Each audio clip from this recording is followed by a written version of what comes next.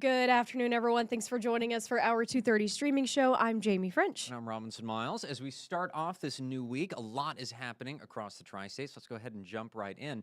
So we're going to start tonight with new information on an investigation into an Evansville house fire. Investigators now believe the fire was intentionally set. Crews were called to the home on Edgar Street Friday afternoon.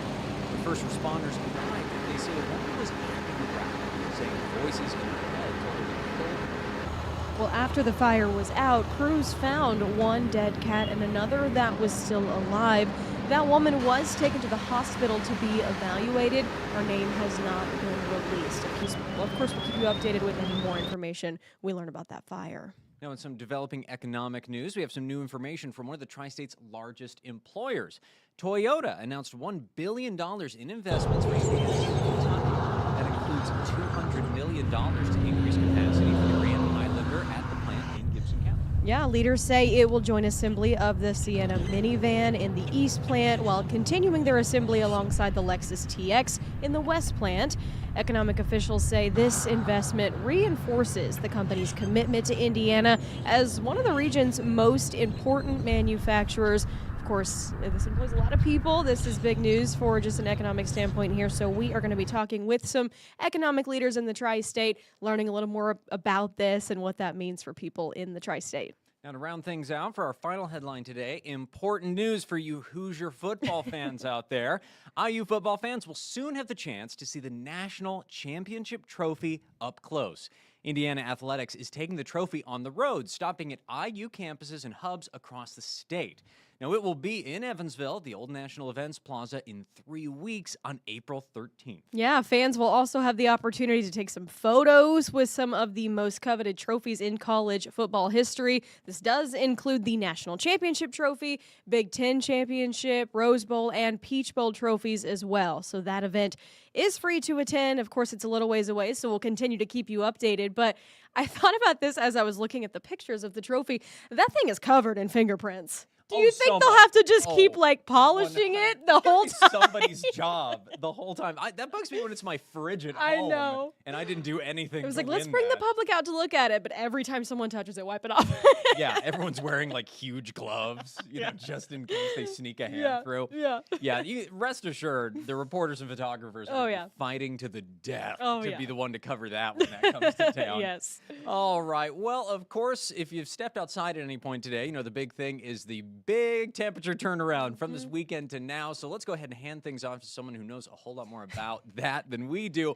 But of course, be sure to circle back for 14 News at 4, 5, 6, and 10. All right, meteorologist Arden Gregory will have your forecast right after the break. Stay informed on your local news and weather throughout the day by watching the 14 First Alert streaming shows. At 8:30 a.m., get your First Alert forecast to plan the day ahead and catch up on the news that happened overnight with the 14 News Sunrise team. In the afternoon, get the latest headlines, forecasts, and a preview of the stories we're working on with the 14 First Alert streaming show at 2:30. And get an in-depth look at the 14 First Alert forecast so you're ready for the next big thing with the 14 First Alert weather show at 9 p.m. Watch the 14 First Alert streaming show that fits your schedule and works best for you. Streaming on your phone by downloading the 14 News app and the 14 First Alert weather app. On your smart TV by using the 14 News streaming app. And stream anytime on Facebook, YouTube, or on 14news.com. Stay connected and stay informed by watching the 14 First Alert streaming shows on your favorite streaming devices.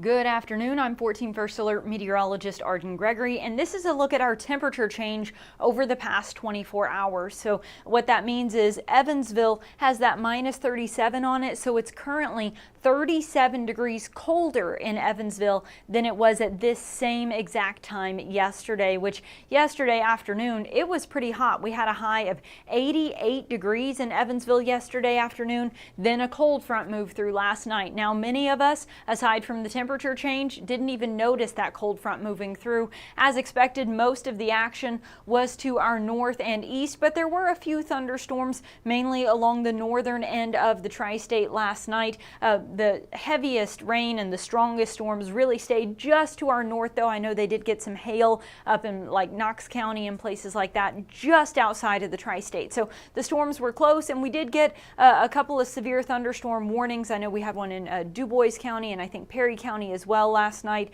but all of that blew through without any kind of major damage or impacts. It just changed our wind direction, and so that's where we have this huge drop in our temperatures now today. It's not going to last long though before we start to warm right back up. Right now, satellite and radar showing plenty of sunshine across the tri-state, but despite all that sun, temperatures are on the cooler side. We're in the upper 40s to low 50s right now. It's 49 in Evansville, 51 in Owensboro. So again, kind of a shock to the senses after we climbed into the upper 80s yesterday afternoon to have to break the jackets back out today. And again, it's sunny, so it's not clouds that are keeping us on the cooler side. It's that wind direction. And so we do have cold air flowing in from the north today that's pulling those cooler temperatures down into the tri-state. Overnight tonight, our temperatures are going to drop back into the mid 30s under mostly cloudy skies, so it will be pretty chilly out there tonight into early Tuesday morning. But as we go through the day on Tuesday, that wind direction gradually starts to shift, and we'll climb up into the upper 50s to around 60 tomorrow afternoon, with kind of a mix of sun and clouds. Then we really warm up as we get into Wednesday and Thursday. Wednesday, we're talking about highs in the lower 70s. Then Thursday, mid 80s. So tomorrow will actually be pretty close to normal for this time of year. Then we warm back up above average Wednesday, and then especially on Thursday before we see another big drop in our temperatures. And anytime we see these big 30-degree drops, you know that means a cold front is on the way, and it does come with a chance of rain and some thunderstorms. So for today, it is partly cloudy, but mostly sunny. Cooler air flowing in from the north. Watch these wind arrows, though, as I put this in motion. You see them gradually start to turn around to the east tomorrow, and then from the south by Wednesday. So Wednesday, we have warm air flowing in from the south. That pushes us into the 70s Wednesday, and then the 80s on Thursday. It's possible we'll catch an isolated shower or thunderstorm very late Wednesday night into Thursday morning as a warm front swings through the tri-state. Most of the day on Thursday, though, is going to be dry, just very warm and breezy with that warm air flowing in from the south. A cold front will be coming down from the north, though, Thursday night. So most of the day on Thursday, I think, will be fine. Notice overnight Thursday night, there is a chance of storms mainly to our north. It looks like by the time those storms get to us, it may not be until Friday morning. And by that point, this line will have really weakened out. So we may get a few rumbles of thunder on Friday, but it looks like it'll mainly just rain by the time it gets to us.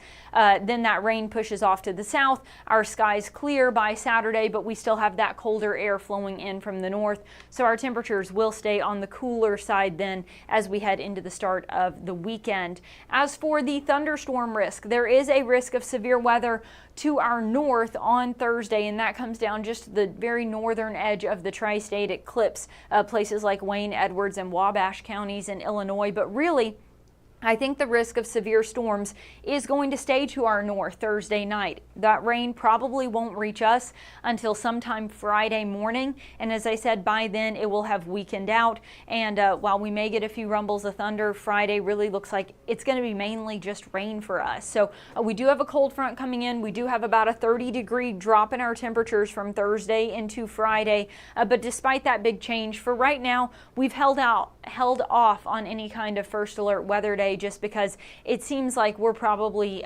not going to get the severe weather this time around. It looks like it'll probably stay to our north, but really we'll have a better idea as we get into tomorrow and Wednesday and we get a little closer to that cold front actually moving into the tri-state. So it's possible we will end up adding an alert day for an isolated chance of severe weather, but as it stands right now, looks like the severe storms are probably going to stay to our north. So for right now, we've held off on any kind of first alert weather day. Good afternoon, Laura Gray, watching from Dawson Springs. Always appreciate you. Once that cold front moves through, like I said, we will have about a 30-degree drop in our temperatures. Highs will then be in the mid-50s Friday and Saturday before we start the pattern all over again and gradually start to warm back into the 60s on Sunday and then 70s by this time next week. If there are no questions in the comments today, I'm going to go ahead and wrap this up. I'll have your forecast this afternoon on 14 News at 4, 5, and 6, and I'll have another one of these streaming shows tonight at 9, and then of course 14 News at 10 as well. So I hope you'll join us for at least some of those to get an updated look at your forecast, and I will see you then. All right, everybody have a great rest of your Monday, and don't be shocked, you will need your jacket this afternoon. I know it was hot yesterday. It is not today, but you won't need the jackets for very long. We are going to warm right back up as we go through the rest of the week. All right, have a good one, folks.